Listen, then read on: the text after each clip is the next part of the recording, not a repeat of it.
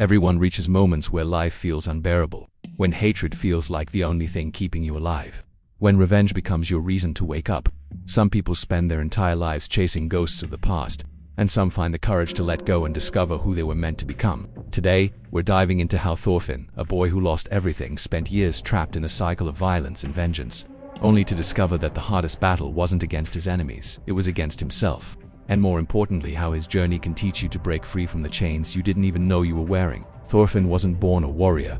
He was born innocent, a child who once believed in adventure, in heroes, in a world beyond violence. His father Thors was a legendary warrior who walked away from war, who taught him that true strength wasn't about killing, but about protecting, about choosing peace over pride. But that lesson was shattered the day Thorfinn watched his father die, murdered right in front of him, by Askeladd, the man who would become his obsession. In that moment, something inside Thorfinn broke. The boy who dreamed of adventure became a weapon fueled by a single purpose: revenge. For years, he fought in Askeladd's crew, not as a comrade, but as a shadow. Every battle, every kill, every day was just another step toward the moment he could finally take Askeladd's life. He became one of the most dangerous fighters alive, but inside, he was hollow, a ghost living for a dead man's memory. And when he finally got his chance when Askeladd died, it wasn't by Thorfinn's hand. His revenge was stolen from him, and in that emptiness he realized something terrifying. Without revenge he had nothing, no purpose, no identity, just a broken boy who had wasted years becoming a monster. There came a moment where everything almost fell apart. Thorfinn was sold into slavery, beaten, degraded, reduced to nothing. Most people would have given up, let bitterness consume them, died angry and empty. But something different happened. In the fields, broken and silent, Thorfinn began to remember his father's words. His father's strength, not the strength to kill, but the strength to endure, to forgive, to choose life over death. He saw the faces of the people he'd killed. He felt the weight of every violent choice he'd made. And for the first time, he asked himself a question that shattered him. What was it all for? This was the shift, the moment where he stopped running from the truth and started confronting it. He realized revenge hadn't made him strong. It had made him a slave. Not to chains, but to hatred. And the only way to be free wasn't to kill his enemies. It was to let go of the boy who thought violence was the answer. He had to forgive himself. And that was harder than any battle he'd ever fought. What set Thorfinn apart was never his skill with a blade. It was his willingness to admit he was wrong, to look at years of his life and say, I wasted them. I became the thing I hated. Most people can't do that. They double down. They justify. They blame. But Thorfinn chose something harder. He chose to change. He learned that strength isn't about domination. It's about restraint. It's about choosing peace when violence would be easier. Revenge doesn't heal you. It just keeps the wound open.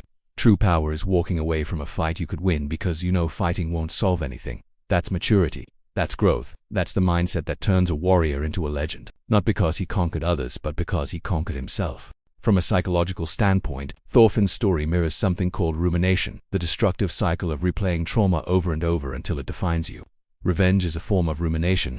You think you're moving forward, but you're stuck, trapped in the past, reliving the same pain on an endless loop. Neuroscience shows that when we hold on to anger, our amygdala, the brain's fear center, stays activated.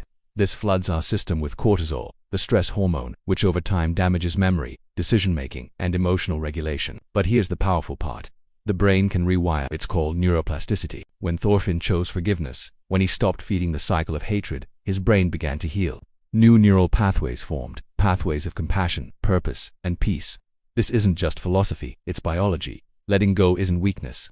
It's one of the most difficult, most courageous things a human being can do, because it requires you to release the story you've been telling yourself about who you are and become someone new. That process is painful. It feels like death, but it's not death, it's rebirth. You don't need to be a Viking or lose your father to understand this. Your battles are different, but just as real. Maybe it's the person who betrayed you, the opportunity you lost, the version of yourself you're ashamed of.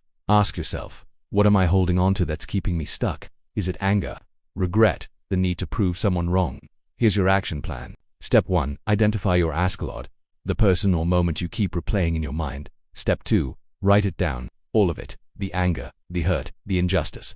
Step 3. Then ask, what would my life look like if I let this go? Not because they deserve forgiveness, but because you deserve peace. Step 4. Choose one action today that reflects who you want to become, not who you were. Call someone you've been avoiding. Apologize for something that's been weighing on you. Start the project you've been putting off. Every small choice is a vote for the person you're becoming. You don't transform overnight. You transform in 1,000 quiet moments where you choose growth over comfort. There's an old Norse legend about a warrior who carried a stone in his hand for years. He believed it was his strength, his reason to keep fighting. But one day, exhausted, he opened his hand and realized the stone wasn't his strength, it was his burden. The moment he let it fall, he discovered something he'd forgotten. He could fly. Your past isn't your identity.